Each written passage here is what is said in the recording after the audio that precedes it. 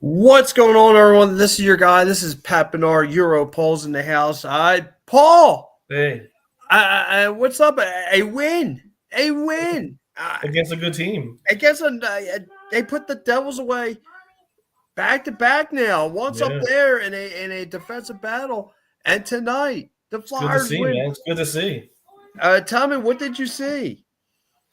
Strong goaltending by Harrison. Like, he came huge tonight. Got the power play goal, had a hot start, got the 2-0 lead, which is very important against a good team. As you see, he came in handy at the end there when things got a little scrappy there when they gave up that last goal. Starting out hot and the way Harrison played is a huge key to this win tonight. Yeah, it was. Sam Harrison was a stud tonight. And again, really, if you look at it, it was the Devils who didn't have the scoring opportunities. I mean, the Flyers made two dumb mistakes that really got, fired back on the Flyers. But after that, I thought they played very, very well. I think they played very great to open this game up, to set the tone, if you will. Scoring back-to-back goals within 28 seconds of one another. And, Right. and really, to me, and I know we're going to be talking a little later down the show, I think your player of the game right off the bat's got to be Bobby Brink, because to me, that kid was all over the place. He was all over in every scoring opportunity that there was thrown out tonight. He was trying to make things matter.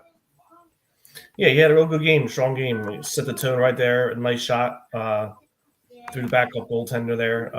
Set the tone. Yeah, he was definitely. He's definitely one of the stars. I will say Harrison as well. Yeah, I mean, listen, and I'm going to get to, I mean, really, this game was another defensive battle for the Flyers. I mean, right off the bat, they started out on the bad side of things with Ristolainen getting the high stick and getting a double minor, but the Flyers, the way they battled off that minor, not usually, this was about 2 weeks ago, they would have gave that first goal. Yeah. They would have gave up that first goal, but they didn't. They won up battling at all. They won up battling and really being battle tested against this Devils team. They know what's expected of themselves, and they played those guys like Jack Hughes tough and keeping those guys at arm's length. So Flyers would get things started. Like I said, Bobby Brink getting his as it just there, Flyers getting 2 goals back-to-back, 28 seconds of each other. Bobby Brink getting the power play goal going, getting things rocking and rolling for this squad.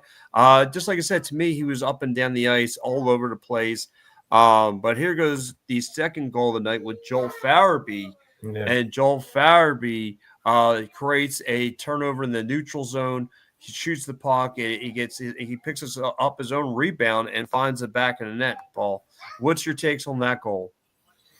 Yeah, his instinct, right? He stays with it, be able to slide it to the left hand goal post and right in. So yeah, he did, man. He found the back of the net quickly.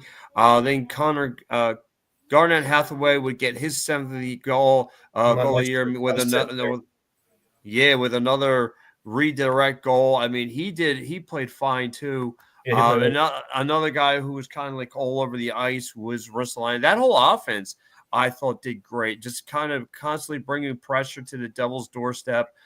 Devils, Jack Allen was in net for those guys, and he tried to do his best to fight off the pressure.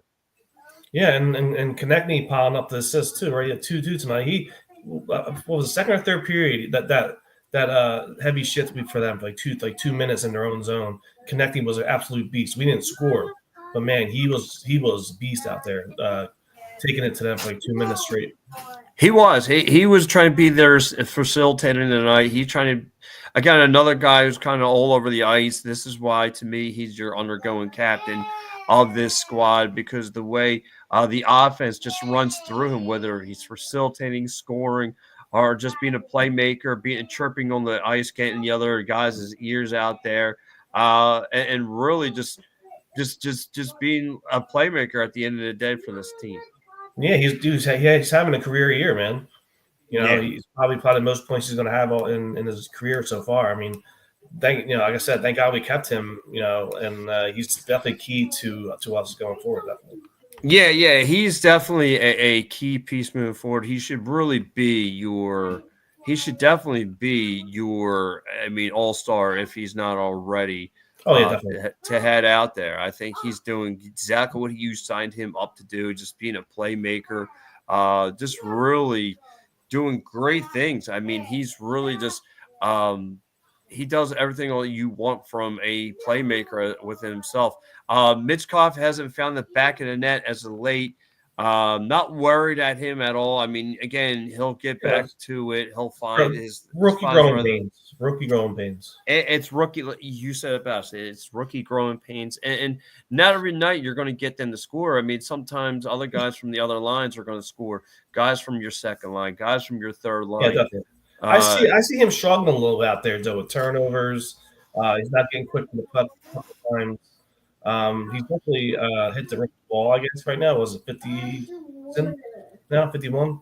Yeah, something like that. He's in that ballpark, and he's got to remember, the luck and that you had a great time in the KHL. And like I said, we know this is growing pains. However, you got to remember the tape's out on you now, and your job is as a rookie to make your adjustments to this game. Right. Because if not, you're going to get swallowed up out there. Yeah, definitely. So we're getting tons of likes. I appreciate the people liking the show here. Please chime in, Flyer fans. What did you see out there? Don't be afraid, man. I mean, me and Paul are talking about it. You join the show, join the third line, Jawn. Great night. This is a great Flyers win. The Flyers pick up a huge much win needed, over the much Devils. needed win after those losses. Yeah, much needed win after now those this brings them much needed win. Now they are 23-22, just above 500. Again, in this race, this tight Eastern Conference race for the playoffs. If you listen to me on Sunday, like I mentioned, from 6th seed all the way down to the 15th seed, it's a tight race between the Rangers, the Penguins, the Montreal Canadiens, the Blue Jackets, the Red Wings. The list goes on. The Ottawa Senators. We're in the Flyers are right there, right in the thick of things. So, like I said, this is a good problem to have. The Flyers are doing their thing right now. That you walk out of South Philly with a huge win, and maybe they get another huge win come up North Jersey in the home stretch come this Wednesday. So we're going to have to wait and see what happens there. I think the Flyers are playing maybe their best hockey right now, what they have. And there was question marks with the defense, this past couple of weeks, but this, today they answered the bell. Whenever they have down games, they come back, and the defense was a major X factor tonight. The defense in front of Sam Harrison was a big time, thing tonight. I think the way they played man-to-man zones, sometimes creating turnovers in the neutral zone, like you saw there with Joel Farabee. I think this defense is the reason is what's going to make it or break it for your Philadelphia Flyers moving forward. Yeah, they have really good players on that blue line, right? They got York, Sanheim, who made that bad play at the goal, the first goal they scored. Trying to clear it out of the net, and it hits Eriksson and goes in. Wasn't his fault, Eriksson's fault. But yeah, I mean, our future and then you got Jamie Drysdale too. The future of our defensive line, I mean, they're young core, and going forward, I think this is a good piece to build. The good pieces for them to build around going forward. Yeah, they do. They got a solid young core guys. Again, and if so, this is where Sean Couture fits best, because he's not going to light up the scoreboard like he did 4, 5, 6 years ago. He's not that kind of player, but he's here for leadership and leadership purposes only. And I don't know what his message is in that locker room. They try and get this team rock and roll. And like I said, and I'm pretty sure John Tortorella is going to address it tonight with the Travis Sanheim mistake that he made, where he was trying to save the puck and he wound up shooting off the back of Sam Harrison. If he would never have done that, this probably could have been a bigger deficit game. Yeah, I mean, yeah, definitely. I mean, especially when Eriksson took that dumb penalty. near the end of the third period there, gave them a power play that we killed, thank God. And then they scored that goal, made it, and they put the 6-on-5 with 4 minutes left. They pulled a goaltender, and then they kept on pressuring. They finally gave up the goal with like 1:20 left or something like that. So it made it really, really interesting at the end there. And then Walton gets the empty netter to seal it. So yeah, made it a little more hairier than it's supposed to be, but it's pulled out. It's okay. We like Harry once in a while. Well, not really. I'm not exactly a fan of being Harry. No, but so looking at the standings now for the Philadelphia fans, like I said, just mentioning, kind of going through it right now with your 6th seed, kind of like 5th seed, forget it. It's at 61 and up, and that's held by the Panthers. But if you look at 6th seed down, you have the Ottawa Senators, you have the Boston Bruins, Tampa Bay Lightning, the Blue Jackets, the Montreal Canadiens, the Tampa Bay, the Red Wings, the Rangers. There's us Rangers, Red Wings, and the Montreal Canadiens are pretty much all in the same ballpark at 52, 53 points apart. So if the Flyers could do this again, now you are knocking on the door of potentially that 8th seed. So you're there. I mean, this team is there looking down. They, of course, right behind us, you have the Islanders, and then 15th seed, you have the Penguins, who are holding on to their their season by their pinky toes. So all you gotta do is just get in, man. Whether it's 8th, 7th seed, anything can happen in playoffs. Different animal, man. Yeah, anything can happen. Get hot, just get in and see what happens. Yeah, so I mean, technically, this is the playoffs for the Philadelphia Flyers because of how tight the race is right now with all these teams, and depending on what Danny Barrera does at the trade deadline, whether he adds a piece or sells a piece, which should tell us what we need to know for this team moving forward. So, I just don't know how he can sell at this point. I mean, we're still in the race, what deadline's March, right? So who knows where we'll be at March, but we'll see. Like, I don't know what he will be telling the fans if he starts selling, if we're still like in the mix of a playoff spot. No, I don't want to. I'm with you. I don't want to sell. I want to go for the stars here. To me, you got Mitchkov. You got a franchise piece. To me, if you get a franchise quarterback, it's time to move forward. Anytime you get a significant superstar added, everything he's supposed to be on paper, it's time to move that franchise forward. So it's up to the Flyers front office, though, at the end of the day, to see what happens. While we're on the subject, and let's go around the league a little bit. Wait, before we do that, I'm going to ask you a quick question. What's your thoughts on the Sealer hit? Do you think that was a dirty hit? Because if it is, I wonder if he's going to get suspended because he hit right to the head. So I wonder if that's going to be suspension for Sealer. Yeah, if it's to the head, it depends. So it's probably. I'm going to be honest with you, Paul. I'm pretty sure it's going to be a suspension. He's probably going to face some time, all that stuff. But who knows? Hopefully, apparently wasn't called on that. No, so they'll probably address it. If not, he got lucky. But I can't see them not answering that and bringing him in for some questioning. So let's go around the league a little bit here. Let's start out with the Canucks host going into St. Louis and down to the third period now. They are winning 4-2. That would be the final score. The Flyers winning 4-2 at home. 4th straight win home again, on the road. I mean, at home, and looking to, beat up on the Devils some more coming up this Wednesday.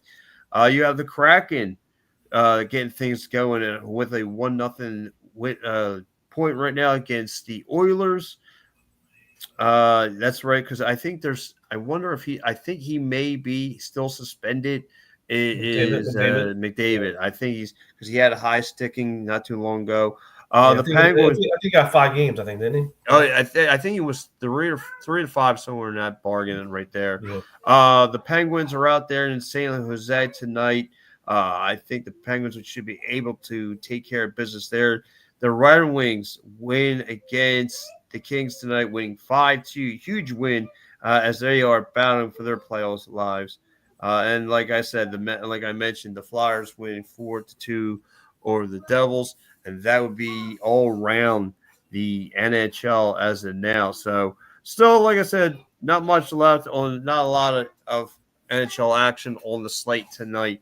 Right. However, the most important thing is the Flyers pick up a W. Apparently now, the last two games, last two meetings, they have the Devils number. The Yeah. Devils seems like the Flyers are living rent free in their minds, and It's good to see, though, good. man. That's one of our rivals, definitely. It's definitely a good problem to have. It's apparently whether it's North Jersey, New York, uh, Philly owns a piece of property somewhere up there up north, so that's always a good problem to have. Yeah. So let's get some of the numbers here. Like I said, Bobby Brink getting his 10th goal of the year, doing things like I said to me all over the ice, getting a power play goal that helps that situation there because the Flyers were desperately struggling on the power play. Was one of their weak spots. Joel Farabee gets, 28 seconds later, we get his 8th goal of the year. That would help out huge. Like I said, forces the turnover in the neutral zone, and then really off to the races. So he's been ever since. I don't know, Paul. I mean, Nick Sirianni, now Joel Farabee. They look like they lost their mind when they shaved their heads. But apparently, shaving your heads in this city is a sign of good luck somewhere. So him shaving his head, Yeah. he's been playing red hot. So he's got that thing going on.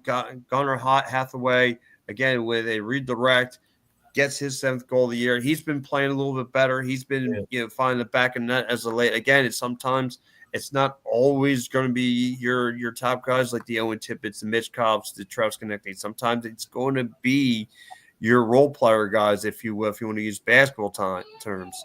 Like and this would be like I said, the only time that the Devils got any kind of things going for them. It's if the Flyers made a mistake, this costly mistake right here, like mentioned, and so forth. And then of course it came down to the wire, and then Scott Lofton would find the empty netter and get the things and seal the deal for your Philadelphia Flyers.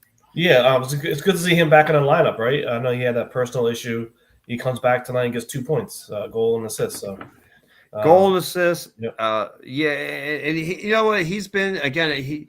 As much as he's been kind of off the radar, but he's somewhat sneaky good. Like if he's not, there's nights where he can be a great facilitator. And there's nights where he could, once he finds the back of the net, he could be a problem, a good problem to have for the Philadelphia Flyers, because then he gets cooking it. And there's those nights it's not more consistent like I like to see, but when he does find the back of net, he's dangerous. Yeah, definitely. And I believe that after every trade deadline in the past, a lot of teams inquired about his services. So, he had a 4-goal game not too long ago. Mm-hmm. So yeah, he's definitely a producer, and I think he's a strong, guy on our team.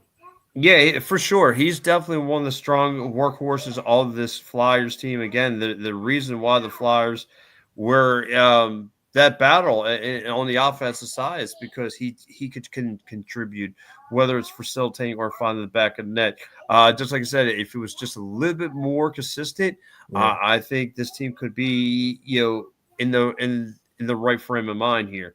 So to look at Sam Harrison's numbers, he stopped 31 of 33 goals. And like I said, to me, this is really a shutout if it wasn't for this dumb mistakes. But hey, look, it is what it is. So look, he gets the win tonight over Jack Allen, which I think now he's 15-8 on the season. So one of the better goaltenders, a winning goaltender for sure. So he's looking really, really good. So you have that going for the Philadelphia Flyers. So good positivities tonight. I think this Super Bowl thing hangover carried over to the Wells Fargo Center tonight. You just got to see Cooper DeJean tonight on the Zamboni. You got to see Big Dom playing with Gritty's belly button. You got to see some cool things and some weird things, but nonetheless, your Philadelphia Flyers win at home at the Wells Fargo Center, and then come Wednesday night, they will be up in North Jersey doing this thing again. And now the question is, the Devils have to be asking themselves, what can we do against this team? Because we can't find a win here. Yeah. Then, I think the last time that they faced off against the Devils, it was a familiar, similar kind of score. Was Flyers were able to put some high goals, like somewhere like the 4 to 5 range goals on this team. So Flyers know how to score on this team. And it helps too that their starting goaltender's out for like 4 to 6 weeks. Yeah, so they're missing some key players too, like two key players. So, and the goaltender is huge. So it's giving us a little bit of advantage. So. Yeah, and look, I mean, listen, you take care of business. Like you said, you're taking care of business without their stud goaltending. You handle that, and now you got to build momentum. You build some revenge going forward against you own the Islanders one. So if you handle business against Islanders at home, and then you just get ready for the big time matchup come Sunday. We have to face the Avs. So this is all going to lead up to Sunday. But these are going to be the get right games. Hey, listen, work on some things, and then you play in a back to back kind of a situation against New York at home. So, but this time I think the Flyers will be ready to rock and roll. And you got to watch guys like Anthony Duclair, who could, the guys like him, he can score. And that's what beat the Flyers last time. It was all the odd rushes that they were getting. That's not going to happen this time. John Tortorella is going to have this team well coached and ready to rock and roll. So, but yeah, Mike, Paul, let's get into player of the game. I'll let you go first. And I think you say you're going to go with Sam Harrison, correct? Oh yeah, definitely. He came up with some huge saves there tonight, man. He was on point from the beginning. The one goal definitely was his fault, and then the other one I think was deflected off of a Hathaway stick, I believe. So not really his fault. So he played so good. It's a lot of big saves, huge saves that kept us in the game and to keep the lead. So. I'm going to go different. I'm going to go Bobby Brink. I think Bobby Brink deserved it. He set the tone of this game. I think the way he was constantly all over bringing pressure. That's what you want to see from one of your young lines. He was constantly in the face of Jack Allen tonight and trying to make things happen. And the way it looked like he kept on bringing the pressure, knocking on the door of the Devils defense. So I liked what I saw from him in his game tonight. So he's my player of the game. Grades of the game, Paul. I'm gonna go with I'll go B, to be fair. I think if it wasn't for the two dumb mistakes, I could have gave this team an A+, but I think the two dumb mistakes on the Flyers end hurt them. So I gotta go B. Yeah, similar. I'm gonna say B+. Same thing. The 4-minute minor, a double minor. Yeah. That could have put us, they could have scored the goal there or two and put us in a hole and we be able to get out of it. That was a huge mistake. And then also Harrison's last, clearing the puck over the glass, 2-minute penalty near the end of the game. So, yeah, other than that, B+. B+. Okay, I like it. So, listen, guys, we're going to wrap it up here for the third line, Jawn. Appreciate me, my man, you're a Paul, guys. Give him a follow on Instagram, Twitter, Twitch, you name it. He's there. Hit him up on Facebook. Give him a follow. Give him a like, guys. That's my main man. We'll be back here doing this again tomorrow or Wednesday. You got Joe and James going to do the part 2 of this melee between the Flyers and Devils up in New Jersey. So, guys, for me, you're a Paul. We'll catch you. Have a good night, everyone. See you. See you later.